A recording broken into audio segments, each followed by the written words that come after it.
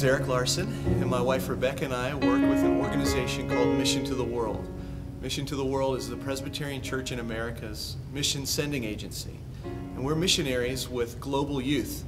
That means that we work with kids around the globe. And we're involved in both caring for missionary families and their kids who are growing up cross-culturally, helping to sustain these long-term missionaries through the challenges of adolescence and living in a foreign culture. We're also involved in helping our church planting efforts and our humanitarian aid efforts think strategically about reaching the next generation in cultures and contexts all around the world. You know, for missionary families, one of the greatest challenges in raising their family on the field is helping their kids through adolescence. And that's a hardship no matter where you live. Imagine if you didn't have the people surrounding you and your family or the youth ministry at your church to help you in raising your kids. And yet many of these missionary families feel very isolated and alone. Spiritual warfare is intense on the mission field. A lot of the demands and pressures of ministry take their toll on young families and are hard for these youth.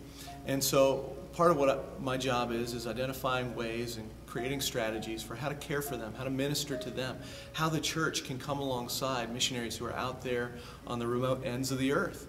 And that involves going personally to care for them, to pray with them, to counsel them, to provide resources of equipping for them. But it also means raising up folks in local churches here in the States who would volunteer of their time to connect with individual missionary families, and to see youth pastors here in the States give part of their time and churches give part of their time to send teams over who would really care for and connect with adolescents and missionaries on the field. You know, I'm excited about the opportunities that God has given us. I'm excited at how God is working in young hearts and lives around the world. And it's just a wonderful privilege to be a part of that. So please continue to pray, to seek ways of partnering in this, and your encouragement means so much, because we want to see God's hand extend to young hearts and lives all around this globe. And we want to see youth pastors raised up.